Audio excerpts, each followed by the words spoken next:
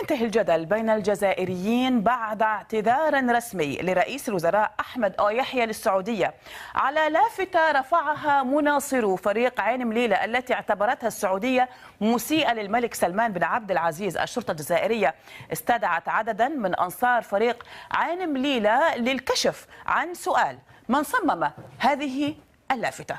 طبعا بعد الشكوك من أن تكون مسألة الاعتذار مبالغ فيها أو أنها ليست واردة، جاءت تصريحات يحيى لتقطع الشك باليقين، فالشعب الجزائري ليس باندي بحسب قول رئيس الوزراء الجزائري، وتعني ليس قطاع طرق باللهجة الجزائرية، وإنه يتصرف بمسؤولية وأخلاق بحسب قوله. نستمع إلى ما قاله. وإحنا ماناش شعب باندي باش تعرفوا. نهار دخلت المرة الأولى القضية الجزائرية الأمم المتحدة في 55 السفير السعودي دخل بالإعلام الجزائري، وعندنا قوانين تنص على احترام رئيسنا أولا وقادة الدول الأخرى. نوضوا هكذا في سخانة تاع ملعب بعد الحال شيء غير مقبول. طبعا ورغم اعتباره عملا فريدا ومعزولا، قررت الحكومة الجزائرية فتح تحقيق في هذه القضية، حيث وزير العدل الجزائري الطيب لوح قال طبعا، وهو وزير العدل بالإضافة لأنه يسمى حافظ الأختام، يقول: وكيل الجمهورية المختص قد أمر بفتح تحقيق في واقعة رفع اللافتة المسيئة للعاهل السعودي بملعب عين مليلة.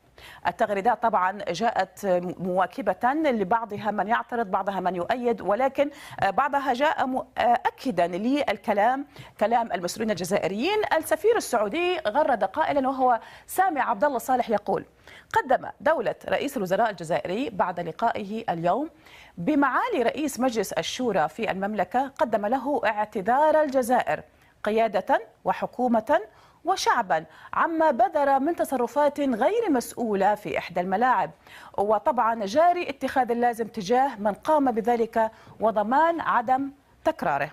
عدد كبير من الجزائريين لم يهضموا كلمات يحيى أو اعتذاره، بعضهم اعتبرها إهانة، وآخرون ذهبوا إلى حد اتهام الإخوان المسلمين بتدبير هذه الأزمة التي تم تطويقها منذ البداية. مثلا فضيل بومال الإعلامي الجزائري وهو من قادة الرأي رفض الاعتذار عبر تويتر وقال: يا يحيى أنت لا تمثلني، واعتذارك للسعودية هو خزي. بينما شكك عمار بن قادة الإعلامي الجزائري المعروف في هذا الاعتذار بقوله في تغريدة: يحيى لا تهمه السعودية بل أمريكا، لقد اعتذر لواشنطن وليس للرياض، وسفير الرياض في الجزائر يورط السلطة مرة أخرى. طبعا المسؤول السعودي الذي زار الجزائر يوم الثلاثاء والأربعاء هو رئيس مجلس الشورى السعودي عبد الله بن محمد آل الشيخ، كما يبدو من تغريدات المجلس على تويتر، والتقى في تلك الزيارة برئيس الوزراء الجزائري أحمد يحيى.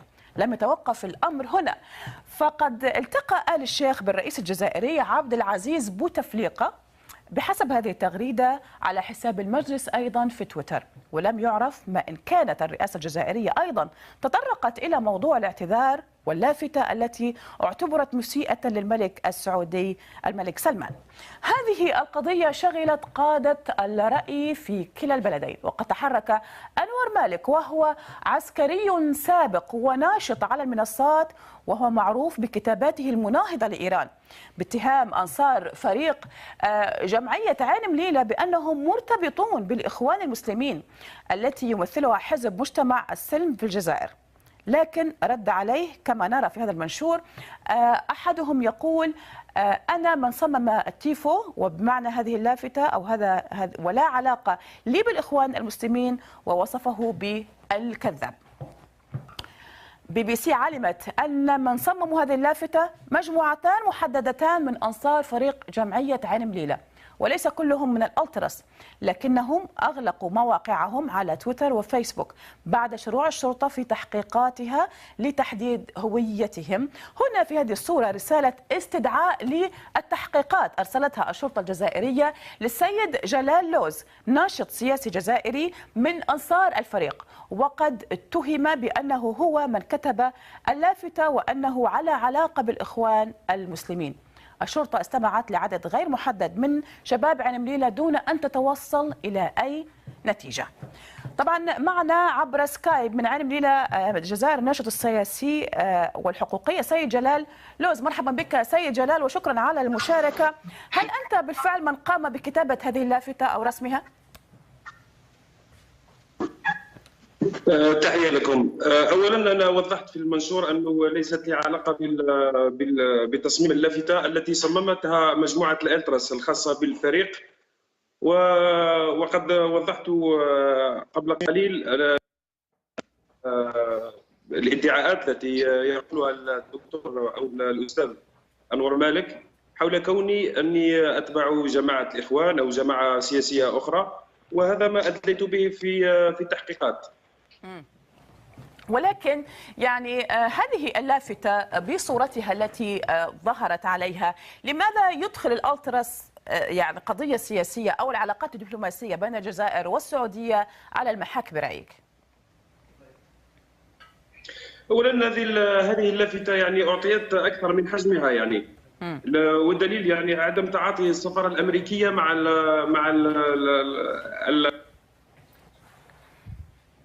من حجمها، وفهم انها اساءة للملك السعودي. وانا ادعو كل من اعتبرها اساءة ان يشاهدها مرات ومرات لعله يقرأ فيها قراءة اخرى.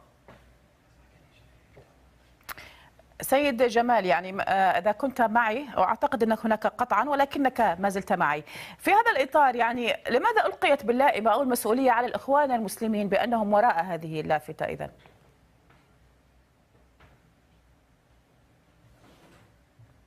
السيد جمال لوز، مع الأسف فقدناك، ولكن شكرا على مشاركتك معنا في ترندنج.